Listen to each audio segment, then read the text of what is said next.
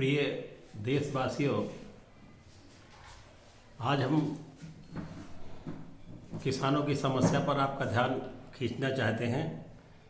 जो पंजाब के, हरियाणा के तथा यूपी और राजस्थान के किसान सिंधु बॉर्डर पर, टिगरी बॉर्डर पर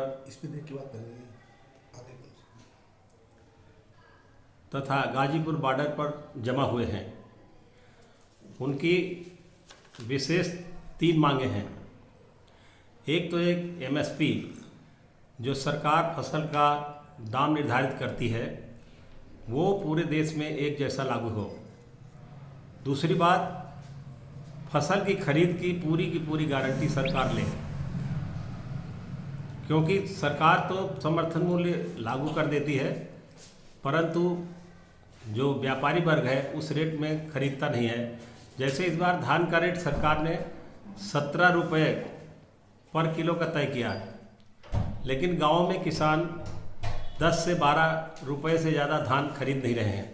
इससे किसान की लागत नहीं निकलती। इसलिए सरकार से गुजारिश की जा रही है कि इसकी पूरी गारंटी, फसल खरीद की पूरी गारंटी सरकार ले। दूसरा है कि फल सब्जियों का रेट सरकार पूरे देश में एक जैसा तय करे और उस पर अपनी कड़ी निगरानी रखे। पूरी फसल की गारंटी सरकार नहीं लेगी तो किसानों का हमेशा नुकसान होता रहेगा। इसमें हम आपका ध्यान दिलाना चाहते थे कि हमारे देश के प्रधानमंत्री बीपी सिंह हुए, उन्होंने जनता को, सरकार को चेताया कि 20 नीति बनाने की ज़रूरत नहीं देश के लिए। देश में सिर्फ 3 नीति बनाने की ज़रूरत है। एक कृषि नीति, औद्योगिक नीति और शिक्षा नीति। उन्होंने एक उदाहरण दे करके समझाया कि कृषि नीति का मतलब यह है कि सरकार जो रेट तय करे उस रेट पर किसानों से खरीद फरोख्त सरकार करे। मान लो 10 रुपये किलो में उसने गेहूं या धान की खरीद किया, 1 रुपये किलो उसके रख रखाव का, भंडारण का खर्चा और 1 रुपया भंडार से निकाल के पब्लिक तक पहुंचाने का खर्चा। इस तरह 10 और 2 12 रुपये में किसान की फसल का जो उपभोक्ता तक पहुंचने का कार्यक्रम है वो 12 रुपये में हो जाएगा। इससे महंगाई स्थिर होगी, महंगाई नहीं बढ़ेगी। उसी तरह उन्होंने औद्योगिक नीति का किया। ABC ग्रेड में माल सरकार खरीदेगी, औद्योगिक माल को, और सरकार एक निश्चित रकम रख करके उसको वितरण कराएगी, तो इसमें महंगाई पर रोक लगेगी, महंगाई भी नहीं बढ़ेगी, काला बाजारी भी नहीं होगी। तीसरी बात उन्होंने की थी स्कूली शिक्षा की।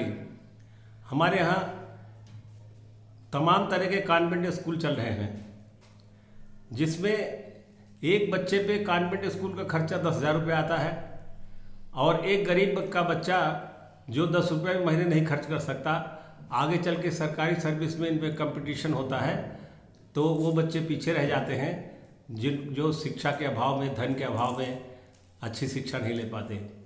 तो सरकार से ये गुजारिश है कि सरकार को इन बातों पे ध्यान देना चाहिए, और पूर्व जो हमारे एक्सपीरियंस होल्डर्स, प्रधानमंत्री या विचारक हुए हैं, उन्होंने जो बातें रखी हैं उस पर सरकार को विचार करके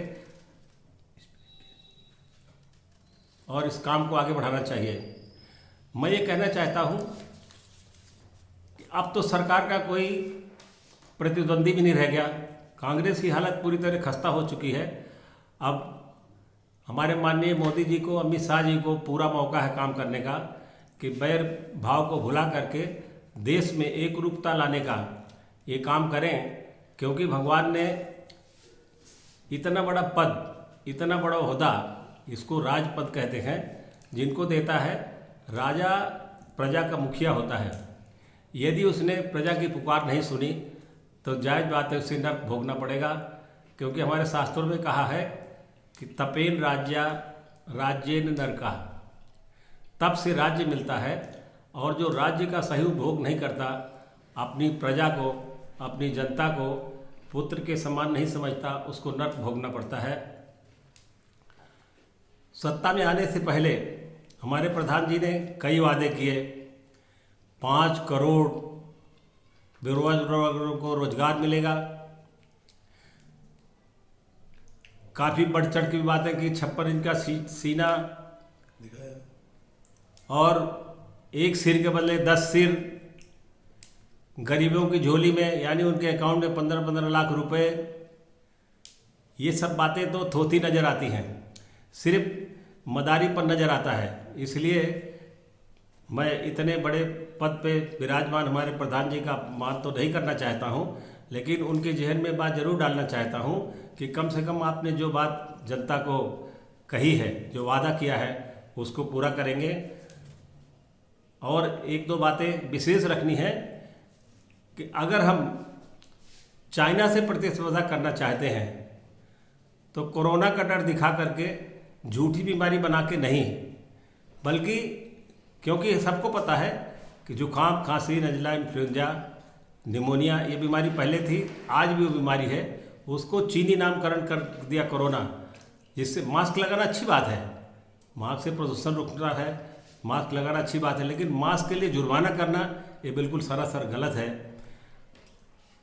चाइना का मुकाबला सारा, चाहे अमेरिका हो या हिंदुस्तान, हम तभी कर सकते हैं जब चाइना से ज़्यादा प्रोडक्शन, सस्ता प्रोडक्शन करके बाज़ार में फेंकें, तभी चाइना अपने आप डाउन हो जाएगा, उसकी दादागिरी स्वतः खत्म हो जाएगी। लेकिन उसके विरोध में कोरोना का प्रचार करके, लोगों का रोजगार छीन करके ये काम संभव नहीं हो पाएगा।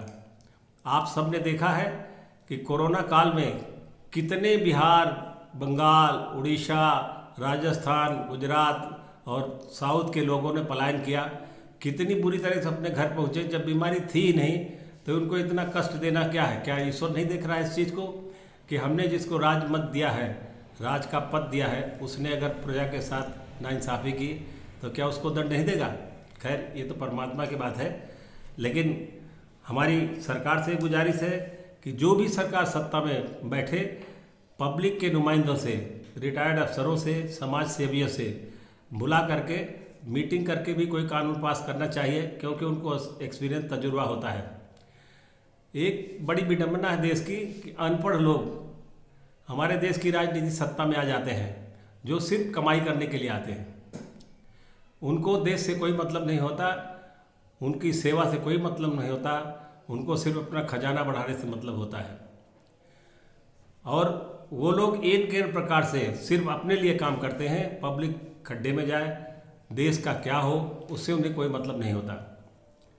मेरी सरकार से गुजारिश है कि जैसे फाइनेंस के लोग हैं, चाहे किसी दलगत राजनीति से आए हों, चाहे समाज सेवा से आते हों, जिन्होंने अपना रिकॉर्ड बना रखा है, जिनको फुल एक्सपीरियंस है, उनको वित्त की कमेटियां गठित की जाए,